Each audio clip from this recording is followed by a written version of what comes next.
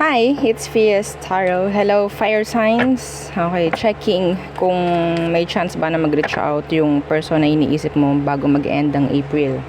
Okay, so tingnan natin. Pero syempre, before tayo mag-start, kung hindi ka pa nakapag-subscribe, please do subscribe and hit the notification bell para lagi po tayo maging updated sa mga mangyayari pa lang. And syempre, kung may tanong pagdating sa private reading, sa ating mga items, okay, so yeah, just message me. Kailangan ko lang itong madaliin kasi low bat na yung aking camera. I'm so sorry, hindi ko siya na-charge. Anyway, so yeah, let's proceed sa ating reading agad-agad.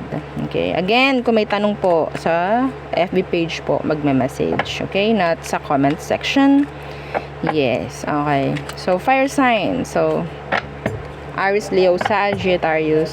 Sa mga pwedeng lagay ng timestamps sa comment section.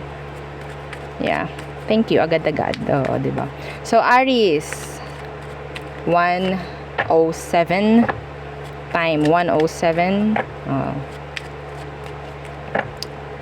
Will they reach out? So, sino ba itong taong to, Aries?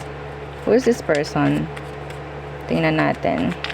Who is this person? Aries. Aries. The Seven of Swords. Oh. The liar. The cheater. The sneaky person. Some of you have a sneaky link with this person. What's with this Seven of Swords? The Ace of Pentacles. Some of you, niloko ka nito sa pera. Okay, or niloko ka sa connection. In general, niloko ka. O, diba? So, will they reach out? May chance na talagang nawala na lang ito. Itinakbo yung pera mo. Napaka-specific nun. Okay, let's see. Will they reach out? Magpaparamdam ba bago mag-end ang April? The High Priestess, Universe. The Hermit. What? So, it's saying,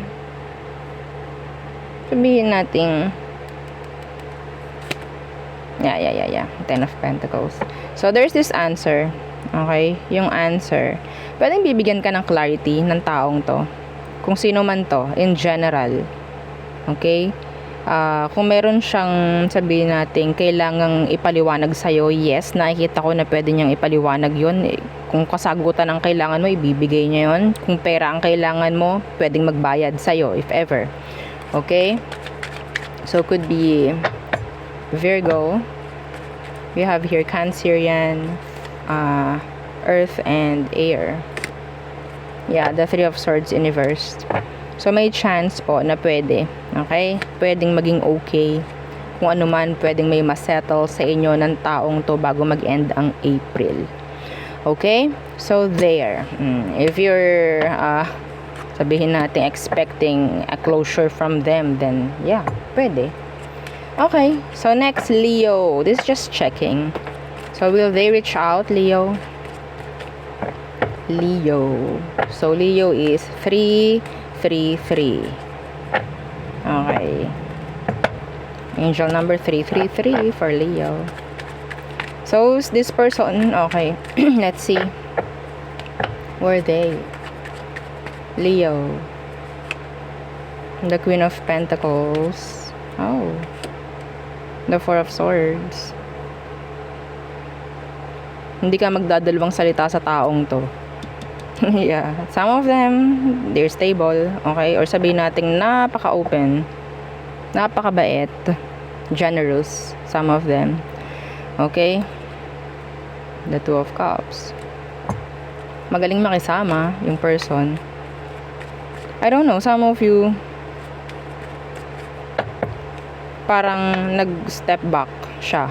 What's with this Four of Swords Universe? Yeah, death. So, pwedeng may ending na nangyari sa inyo ng taong to. Let's see, will they reach out?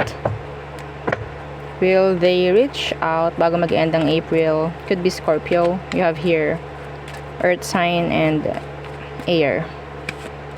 The Five of Pentacles in reversed. And the Knight they're holding back messaging you.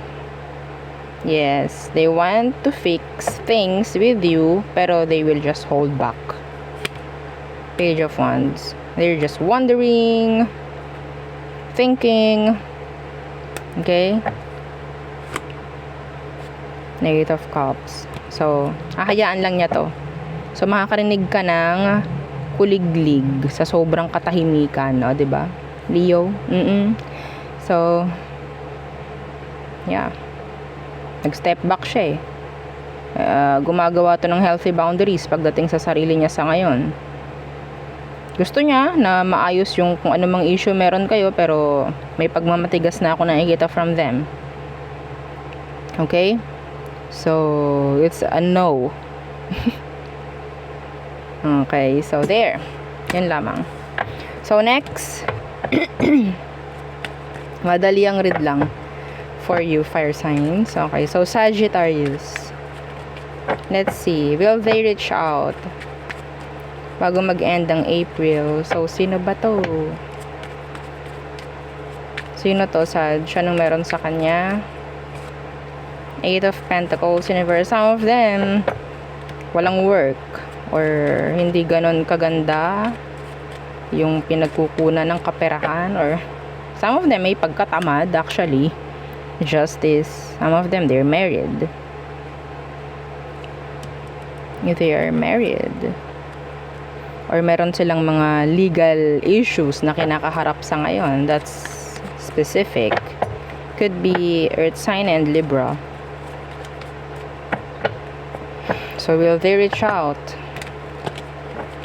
Some of you, kasamahan mo to sa work.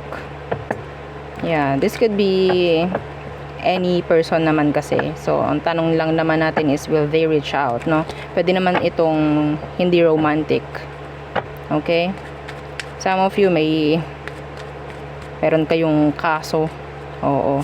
Na parang inilalaban pagdating sa kanya. May mga ganyang bagay. Some of them tumakbo or hindi mo na mga tagpuan. Meron pa siyang kakaharapin pa na kaso. Pero hindi nyo na makutap-tapan kung nasaan. Let's see. The Sun. The 5 of Wands. Okay. So, lumalayo sa drama to, ha? Okay. Parang feeling niya, andun nga na hot seat siya. Okay. Some of them, humihingi ng opinion from other people. Takot siya. Yeah, the Emperor. The 5 of Cups. Some of them, pwede naman na sabihin nating mag-reach out. Okay? Para ma-fix ko anong mga dapat ma-fix. Some of you, pwedeng yung about sa marriage ninyo. Okay? Yeah, the Devil. The 9 of Cups. So, para lang maging okay. So, I think, yeah, meron ako nakikita ditong reaching out, conversation with this person. Okay?